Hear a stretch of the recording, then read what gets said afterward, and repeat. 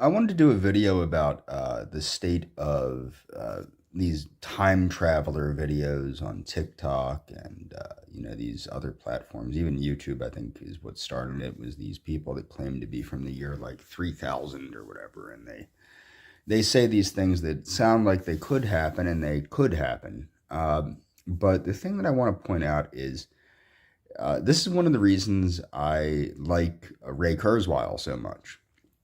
Ray Kurzweil has successfully predicted many things in the future. But the easiest way to predict what's going on in the future is to control the future by controlling the present.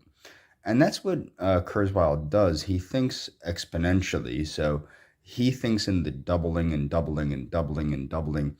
For example, that's how he got to where he did with the concepts of health technology. Because when health technology became an information technology, it was able to double every so often. And I think that people need to take into consideration that yes, a lot of these people do say things that sound very convincing, and they could indeed happen. However, it doesn't mean that these people really are time travelers from the future. I personally don't think they are. But it is interesting to see how some of them are claiming that Elon Musk is one of the people that rules the world, which is kind of easy to think.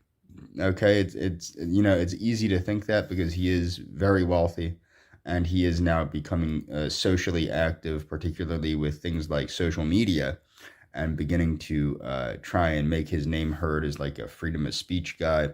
Although one of the things people don't know about Elon Musk, and the only reason I know about it is I followed a Russian American scientist named Maria Konovalenko.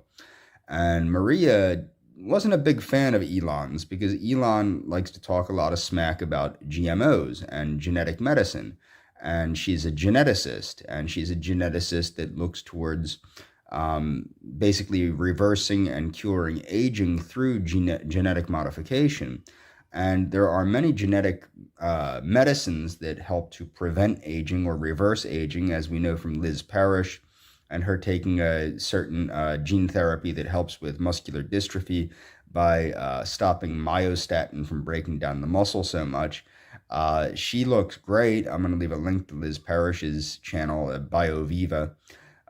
She's one of my favorite transhumanists, although I don't know if she considers herself a transhumanist, but that's what she is. She's utilizing technology to basically, she's using technology to uh, decrease human frailty, to reverse human frailty, to make humans better. And that's the concept of transhumanism. Now, the thing is, as noted, a lot of these so called time travelers from the future and whatnot, are they really time travelers from the future? No, I don't think they are. But what they are is they do have an understanding of certain things and how to say certain things, so the general public believes they're time travelers from the future. But I'm going to leave links to, of course, Liz Parrish, Maria Konovalenko, and Ray Kurzweil, so people can get a better understanding about why some people can predict the future is because they're making it happen now.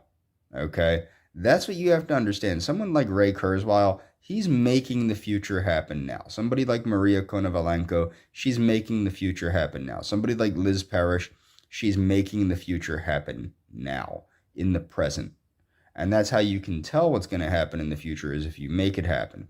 Of course, if you just look at, see, I'm pretty good at this too. I can predict the outcomes of elections a lot of times because I can predict how people are going to vote. A lot of people didn't think Trump was going to win the first election. Now, mind you, I was a big Rand Paul supporter. That's who I wanted to win, was Rand Paul. But Rand Paul doesn't have any cojones, and he let Trump walk all over him. Now, Trump's platform was very similar to Rand Paul's, so I figured, okay, I'll throw in with Trump.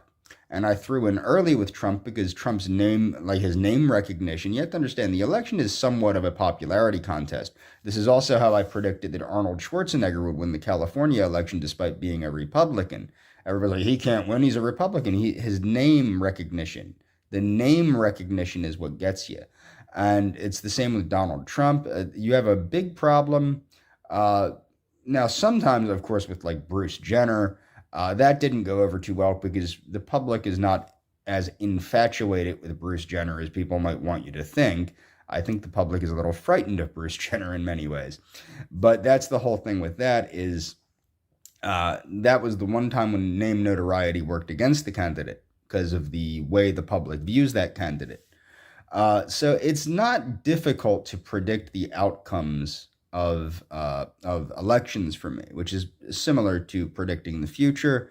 But it's by making an intelligent examination of what's going on now. Am I always right? No. Just like people that bet on sports are not always right, but it's based on a careful and somewhat instinctual understanding of things. I will leave those links in the description. I want people to understand what actual futurists like Ray Kurzweil are. And Ray Kurzweil, if he wasn't so widely recognized, he could say he was a time traveler from the future and people would believe him. The other thing that you have to understand is a lot of science fiction is very believable. And I'm not a big fan of like Star Trek or Star Wars or any of that. I'd never liked science fiction. It's just not my thing.